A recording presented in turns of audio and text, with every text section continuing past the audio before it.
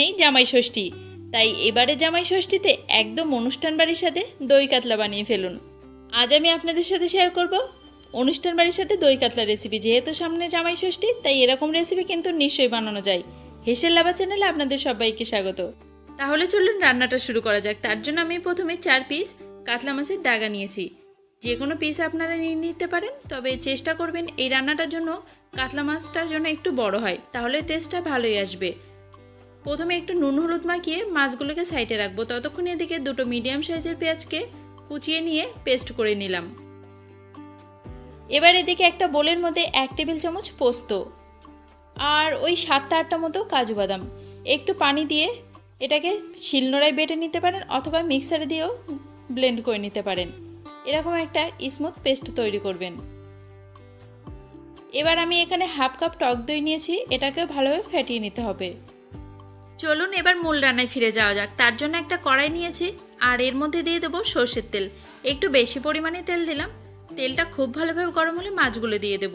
মাছগুলো ভাজার সময় তেলটা কিন্তু খুব ভালোভাবে গরম করে নেবেন, তাহলে তলায় লাগবে না। এছাড়াও তেলের মধ্যে একটু নুন ছিটিয়ে দেবেন, তলায় লাগার সম্ভাবনাটা খুব কম থাকে। মাছগুলো কিন্তু হালকা হালকা ভাজা করতে হবে। এই রান্নার ক্ষেত্রে খুব বেশি কড়া করে ভাজার একদম প্রয়োজন নেই। একটা মিডিয়াম সাইজের পেঁয়াজ একই তেলের মধ্যে নাড়াচাড়া করব ততক্ষণ যতক্ষণ না এটা ব্রাউন হয়ে আসে। তুলে রাখবো। এটা কিন্তু আমি পরে ব্যবহার করব।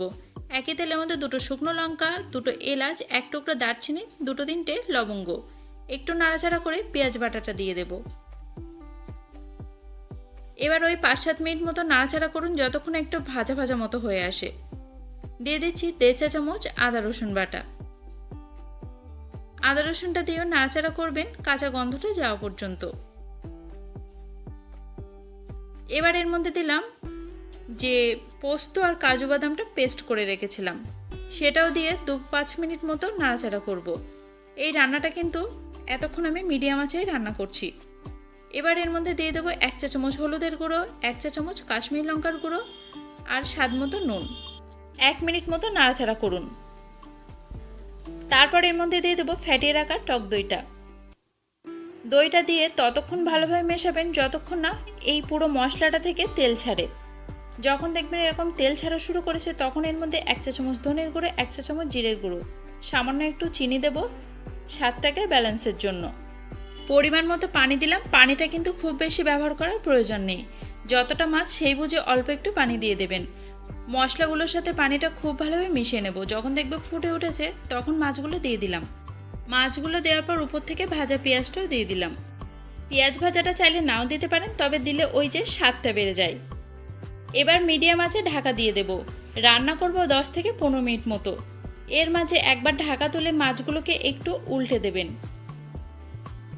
কেউ যদি মনে করেন দই কাতলাটা আপনারা সাদা রাখতে চান, সেক্ষেত্রে হলুদ আর লঙ্কার গুঁড়োটা অ্যাভয়েড করতে পারেন।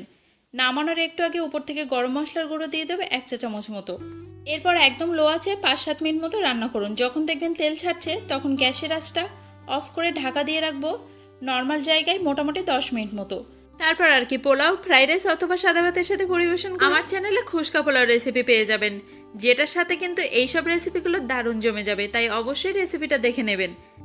আজকের রেসিপি কেমন লাগলো জানাতে ভুলবেন না।